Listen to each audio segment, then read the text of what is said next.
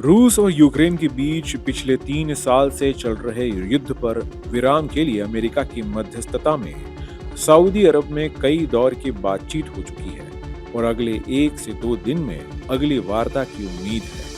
इस बीच रूस ने यूक्रेन पर बड़ा हमला किया है। रूस ने खार्किव, सूमी, चेर्निहिव, ओडेसा, डोनेत्स्क क्षेत्रों के साथ साथ राजधानी कीव में भी हमले किए हैं। बताया जा रहा है कि रूस के हमलों में कम से कम 7 लोगों की मौत हुई है। मीडिया रिपोर्ट्स के मुताबिक कीव पर हुए ड्रोन हमले में 5 साल के बच्चे सहित 3 लोग मारे गए हैं। हमले में 10 अन्य घायल भी हुए हैं। आपातकालीन सेवा के अनुसार ड्रोन हमले के कारण पोडिल जिले की 25 मंजिला इमारत की 20वीं मंजिल पर आग लग गई। वहीं होलोसिक्स्की में एक गोदाम और कार्यालय की इमारत में आग लग जाने से एक व्यक्ति की मौत हो गई। डोनेत्स्क क्षेत्र के गवर्नर वादिम फेलास्कीनी ने बताया कि क्षेत्र में हुए रूसी हमलों में 4 लोग मारे गए हैं। यूक्रेन की वायु सेना के मुताबिक रूस ने यूक्रेन में 147 ड्रोन दागे, जिनमें से 97 ड्रोन को उसने मार गिराया। इसके बाद यूक्रेन ने भी रूस पर जवाबी कार्रवाई करते हुए 25 ड्रोन दागे, जिसे रूस ने रास्ते में ही मार गिराया।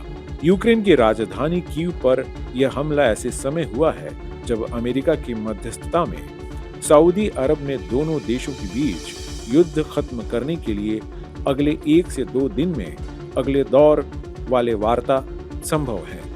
इस वार्ता में ऊर्जा सुविधाओं और नागरिकों से संबंधित बुनियादी ढांचे को निशाना बनाकर किए जाने वाले हमलों पर रोक लगाने पर चर्चा की उम्मीद। इस बातचीत के दौरान आंशिक युद्ध विराम समझौते पर सहमति बनने के भी आसार हैं।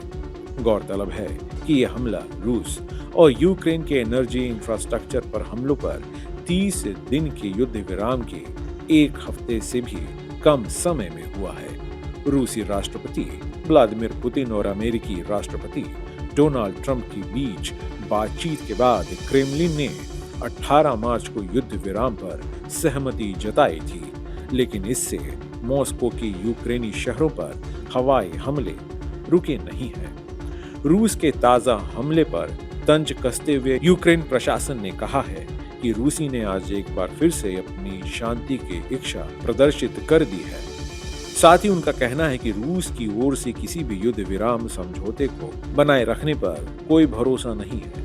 उनके मुताबिक रूसियों के साथ किसी भी चीज पर हस्ताक्षर करने का कोई मतलब ही नहीं है, क्योंकि वो उस कागज की कीमत के लायक ही नहीं होगा जिस पर वो दस्तखत करेंगे। इन सब के बीच उम्मीद की जा रही है कि पिछले 3 साल से रूस और यूक्रेन के बीच चले आ रहे युद्ध पर जल्द ही ब्रेक लग सकता है। गौरतलब है कि अमेरिकी राष्ट्रपति डोनाल्ड ट्रंप यूक्रेन और रूस के बीच जारी जंग को रुकवाने के लिए लगातार कोशिशें कर रहे हैं। इस सिलसिले में उन्होंने 18 मार्च को रूसी राष्ट्रपति व्लादिमीर पुतिन से फोन पर लंबी बात भी की थी। बातचीत के दौरान पुतिन ने ट्रंप के उस प्रस्ताव पर सहमति व्यक्त की थी जिसमें रूस और यूक्रेन को 30 दिनों के लिए एक दूसरे के एनर्जी इंफ्रास्ट्रक्चर पर हमला बंद करने की बात कही गई थी। दरअसल सऊदी अरबिया में हो रही इस सीज फायर वार्ता ने युद्ध विराम की उम्मीदें और चुनौतियां दोनों सामने रखी हैं। अब देखना यह है कि दोनों देशों के बीच इस वार्ता से किस दिशा में कदम बढ़ाए जाएंगे और संघर्ष को समाप्त करने के लिए आगे क्या कदम उठाए जाएंगे। न्यूज नेशन अब व्हाट्सएप पर खबरों के ताजा अपडेट के लिए न्यूज नेशन के इस क्यूआर कोड को स्कैन करें।